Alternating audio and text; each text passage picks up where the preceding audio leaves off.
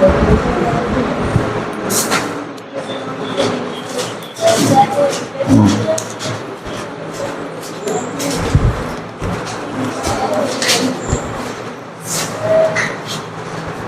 Students attention your position, look forward. Man verb की first form से शुरू होने वाले वाक्य। रिपोर्टिंग वर्ब के सेंटेंस में आई वर्ब, कहने का मतलब ये हमारा रिपोर्टिंग वर्ब का सेंटेंस है। इसमें जो वर्ब है वो सैड है। आई वर्ब को रिपोर्टेड स्पीच के सेंटेंस के भाव के अनुसार बदल दिया जाता है।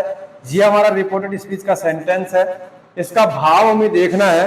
अब बहुत से भैया बहन कहेंगे सर जी भाव तब पता लगता है जब इसका ट्रांसलेशन आता है, हिंदी अनुवाद आता है, तभी तो भाव का पता लगेगा ना क्या कह रहा है। अब हमें तो ट्रांसलेशन आता नहीं है, हम कैसे भाव का पता लगाएं। भाव का मतलब ये नहीं है कि भाई आलू कितने क्या रुपए भाव है, टमाटर क्या भाव है। भाव का मतलब यहाँ पर भाववाचक संज्ञा से है। भाव समझते हो क्या हैं? जानते हो ना, जिसको हम बोलते हैं एब्स्ट्रैक्ट नाउन। एब्स्ट्रैक्ट का मतलब क्या होता है? भाव, है ना, जिसको केवल महसूस किया जा सकता है, छुआ नहीं जा सकता है, देखा नहीं जा सकता है। नाउन टॉपिक जब पढ़ाया होगा तब बताया होगा कि इसमें क्या होता है कि महसूस, जैसे मान लो कि हवा चल रही है, अब हवा को महसूस कर पा रहे ना कि यहाँ हवा चल रही है।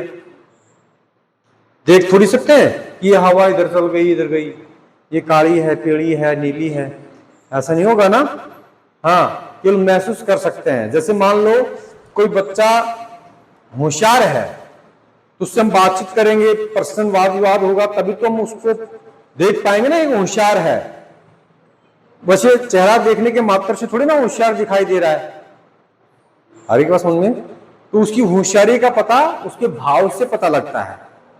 जैसे मान लो कोई म्यूजिक चल रहा है ना, परफ्यूम लगाओ चुन्नी में, है ना, ऐसा आता ना। तो अब ऐसे थोड़ी है कि गाना चल रहा है तो उसको जेब में ऐसे डाल के पक जाओगे कहीं, ऐसे तो नहीं होगा। हवा चल रही है जेब में डाल के पक जाओगे, तुम्हारी का हवा देंगे नहीं हम, ऐसा थोड़ी होगा। ये सब क्या है? भाव है।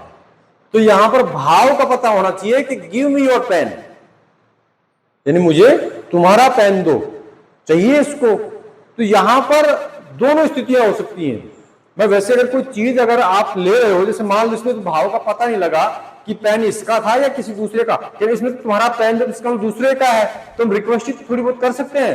लेकिन कभी कभी हमारा अपना खास दोस्त हो तो हम कैसे पेन दे बोलते ना सर। हाँ, तो आदेश भी हो सकता है। यहां अगर आप लोगों को ट्रांसलेशन का पता ना लगे तो भैया बहनों 99% आप रिक्वेस्टेड रख दो। क्या रख दोगे? रिक्वेस्टेड। बात समझ में आ रही है?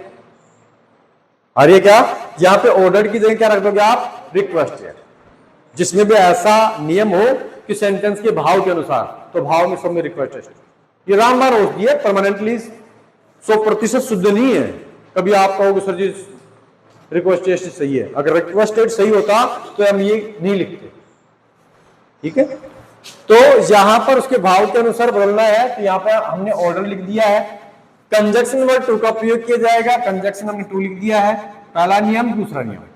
उसके बाद में बाकी जो नियम है ना वो यथावत है, कोई किसी प्रकार का चेंजमेंट नहीं है। Give me your pen, give को सेम राइट कर दिया है।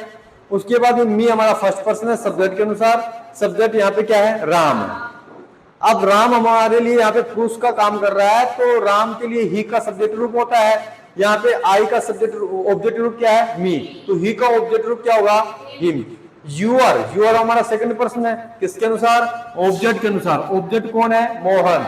मोहन के लिए ही का प्रयोग होता है, लेकिन ऑब्जेक्ट के रूप में किसका प्रयोग होगा? हिम का।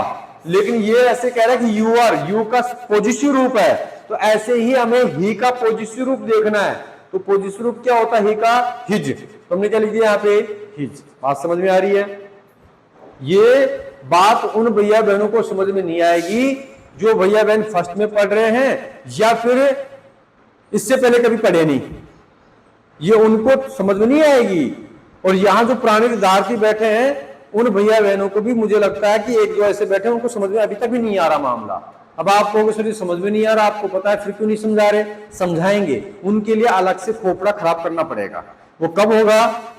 रिवीजन के दौरान, जब इसको हम टॉपिक को पढ़ा देंगे ना, उसके बाद में जब रिवीजन चलेगा तब हम उनके साथ में इस प्रकार का खोपड़ा खराब करने का प्रयास करेंगे। क्योंकि खराब इसलिए कह सकते हैं कि उनसे हम बार बार प्रयास करें तो हो सकता है फिर भी एक दो बच्चे जिनको समझ में नहीं भी आए, तो खराब करना ही होगा ना खोपड़ा। लेकिन नो टेंशन, आप इस चीज के लिए बिल्कुल बेफिक्र हो जाओ, रेगुलर आओगे, कितने ही मंदबुद्धि की या कमजोर दिमाग की हो, हम निश्चित रूप से आपको परफेक्ट कर देंगे।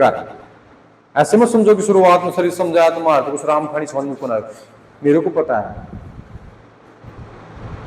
कोर्स तो आपका 2, 2.5, 3 महीने में कंप्लीट हो जाएगा, लेकिन ये कोर्स कंप्लीट कब होगा, पढ़ाने का मामला कंप्लीट हो जाएगा, है ना। मैं एग्जांपल दे रहा हूं ना बार बार, पशु जब खाना खाता है तो उसमें खाना खाता नहीं है, वो क्या करता है, निगलता है। खाना खाता कब है, वो जब वो बैठ करके कोलगेट ब्रश करता है। कहने का मतलब जब जबून आते रहते हैं ना मुख में से, जुगाली करना जिसको बोलते हैं, तब खाता है वो।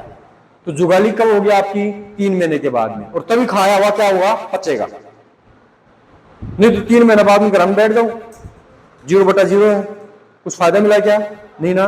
फायदा 3 महीना प्लस 3 महीना प्लस 3 महीना, 9-10 महीने आपको यहां पर बराबर मेहनत करनी पड़ेगी, तब जाकर के आपको अच्छे से लगेगा कि हाँ प्रिपरेशन हो गई। ऐसे प्रिपरेशन हो तो 3 महीने के बाद में वार्षिक परीक्षा करवा दे गवर्नमेंट, क्यों पूरी साल खराब करती है। तो इसके बाद में हमारा डायरेक्ट से इनडायरेक्ट का है, क्योंकि प्रोनाउन से संबंधित परिवर्तन को हमने समझाने में एक पूरा पीरियड लिया था कंप्लीट, है ना, समझाया भी था, लेकिन फिर भी और गहनता से समझाने का हम प्रयास करेंगे। एक बार ये टॉपिक कंप्लीट हो जाए, एक तो ये टॉपिक, 2 टॉपिक पहले से हो ही गए, 2-3 टॉपिक और बचेंगे जो 10-5 दिन में कंप्लीट हो जाएंगे। उसके बाद में इनका रिवीजन चलता रहेगा, और बुक के क्वेश्चन आंसर और बुक का जो लेसन वगैरह का मामला है वो फिर रेगुलर कंटिन्यू रहेगा। ठीक है क्या? The father said to the son, यानी पिता ने पुत्र को कहा, ओपन द डोर, दरवाजा खोलो।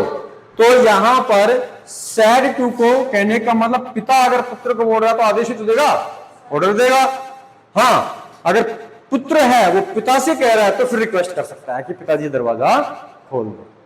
तो यहां पर हमने ऑर्डर लिख दिया, कंजक्शन वर्ड टू लगा दिया, उसके बाद में सेम राइट कर दिया, ओपन दो डोर। ठीक है।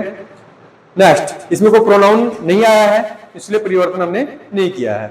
लेट अस से शुरू होने वाले वाक्य, ये सबसे, हालांकि पूरा इंपॉर्टेंट है, लेकिन ये सबसे ज्यादा इंपॉर्टेंट है। ठीक है क्या? इससे संबंधित एग्जाम में प्रश्न आता ही है, श्योर है, कोई दो राय नहीं, लेकिन इसको गहनता से समझना है ना। इसमें रूल और रेगुलेशन और नियम क्या है, अलग कैसे है देखिएगा। रिपोर्टिंग वर्ब के सेंटेंस में आई वर्ब सैड को सब्जेक्टेड में बदलना है। पहले सैड आता था ओनली, तुम चेंज ही नहीं करते थे, सैड को सैड रखते थे।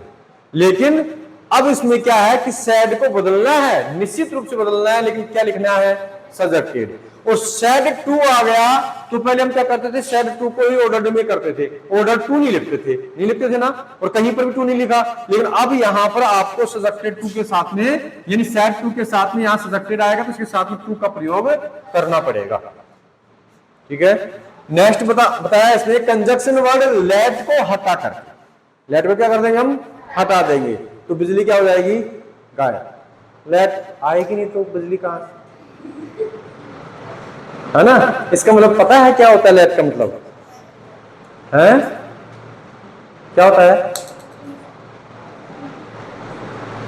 अगर हम डायरेक्टली आपसे पूछते तो शायद कुछ बच्चे बता भी देते कि लेट आ रही है, इसी को बोलते हैं लेट है। ये LIGHT होता है, लाइट का मतलब प्रकाश, और लाइट का मतलब क्या होता है, हल्का। आजकल मैं लाइट भोजन करने लगा ना, हल्का भोजन, एक ही मीनिंग है, एक ही ट्रांसलेशन है। तो भैया बहनों, इस लेट का मतलब क्या होता है? देखो, हिंदी में ये बिजली उर्दू भाषा का शब्द है, लाइट इंग्लिश का है। हिंदी में क्या बोलते हैं बिजली को, विद्युत। पहले समझाया था ना आपको। हाँ, घर पे अगर शुद्ध हिंदी में आप बात करोगे, भैया इधर आओ, लेट आ रहे हो आप, हैं? नंदनी बेबी आई क्या? आई नहीं वो भी, पहले आ गई थी, नहीं, आई नहीं अभी। और क्यों, घर पे है, क्या कर रही है? सो रही है। ओ, तो तू सो रही, तू उसको जगाई नहीं तू? पेट में दर्द है उसके। ओ अच्छा, तो भैया आज आपके ना सर आज आए नहीं, तो बाहर बैठो, हम आ रहे हैं थोड़ी देर में, है ना, इंतजार करो तब तक। देखो आपके लिए बातें नॉर्मल हो सकती हैं, लेकिन छोटे बच्चे की सोच के अनुसार ये बहुत गंभीर विषय है यहाँ बुलाना और उससे बातें पूछना, है ना। उसके अंदर डर बहुत ज्यादा बैठता है। छोटे बच्चों की क्लास में अगर किसी एक भैया बहन को भयंकर मार दिया, पीट दिया जाए, तो बाकी के भैया बहन की स्थिति पूरी डगमगा जाएगी। हाँ, वो ऑटोमेटिक रोना शुरू कर देंगे, ऐसी स्थिति होती है। तो उनकी सोच के अनुसार ये डर बहुत बड़ी समस्या रहता है। तो हिंदी भाषा में विद्युत बोलते हैं, है ना। और घर में आप शुद्ध भाषा में बात कर लिए, विद्युत आ गई, विद्युत आ गई, तो घर वाले बोलेंगे पता नहीं कोई लड़की का नाम ले रहा है, कौन आ गई, है ना, विद्युत समझेंगे नहीं।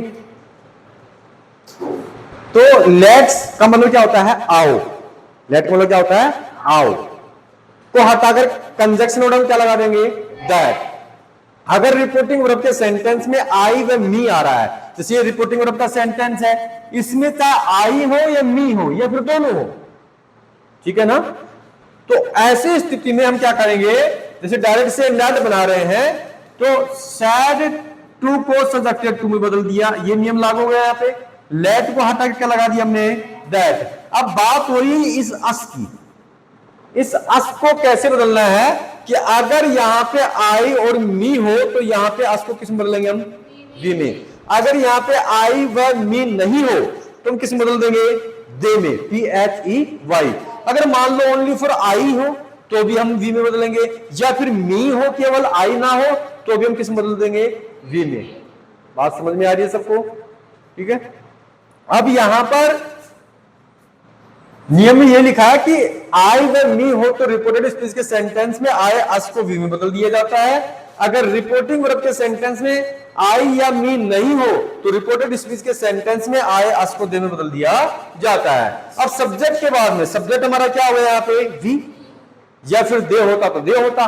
तो इसके बाद में हमने शुड का प्रयोग करना है परमानेंटली, सब्जेक्ट को देखना ही नहीं है, चाहे वी हो या दे हो, ठीक है। वी और दे ही आने वाले हैं, इसके अलावा तो कुछ आएगा नहीं, इसलिए आप लोगों को यहाँ पे किसका प्रयोग करना है? शुड का। अब आप कहोगे सर जी कहां से ले आए, ये शुड तो प्रश्न में था ही नहीं, ये कहां से ले आए हो, है ना। ये नियम है, समझ लो ना, ये क्या है? नियम है। उसके बाद में रीड। अब जिस समय में दूरी से संबंधित परिवर्तन शब्द आया हुआ है तो जिसको हम किस में बदल देंगे? दैट में। और दीज को दोज में, देंस को हैंस में, टुडे को दैट डे में, यस्टरडे को द प्रीवियस डे। ये याद होना चाहिए, पूरी सारणी आपको क्या होनी चाहिए? याद होनी चाहिए, ठीक है। अभी हम आपका साप्ताहिक टेस्ट में अगर इसका पेपर लिया जाएगा तो ऐसे दिया जाएगा कि नरेशन लिखो, बस उसमें सारी रामायण लिखनी है, केवल एग्जाम्पल को छोड़ करके। जब आपको रामायण कहने का मतलब रूल और रेगुलेशन याद हो जाएंगे, उसके बाद में आपको क्या देंगे हम? एग्जाम्पल।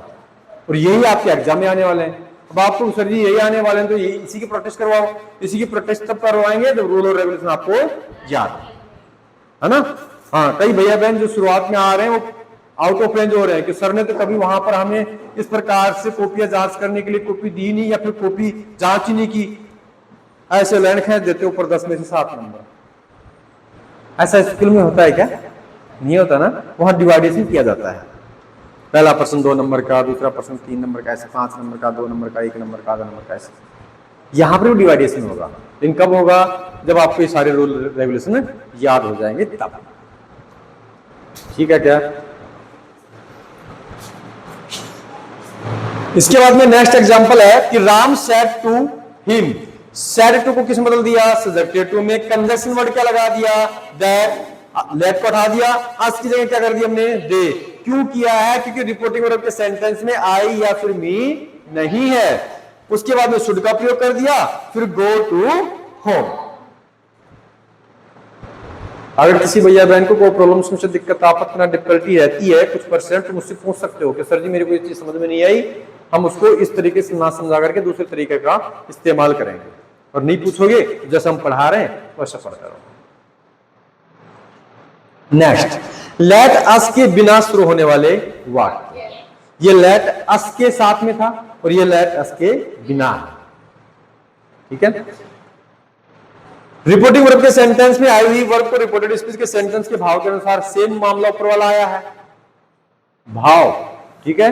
अब नीचे कंजक्शन वर्ड लेट को हटाना नहीं, अब लेट को लगाए रखना है और कंजक्शन वर्ड किसका प्रयोग करना है, टू का। इसका एग्जांपल हमने राइट नहीं किया क्योंकि डायरेक्ट लिख देते तो इनडायरेक्ट गायब रहता, जगह कम थी ना। हाँ, तो कल हम इसको दोबारा समझाने वाले हैं। और जब ये टॉपिक, इसके बाद में एक्सक्लेमेटरी सेंटेंस चलेगा लास्ट 5वां पार्ट, उसके बाद में टॉपिक खत्म हो जाएगा, तो फिर हम इस टॉपिक को आध घंटे में पूरा समझाने वाले हैं, ठीक है। जैसे हम बोलते हैं वैसे अंगुली पे आपको भी सारा कंप्लीट रूप से इसी प्रकार से याद रहना चाहिए। राइट कर लो जो राइट नहीं कर पाए।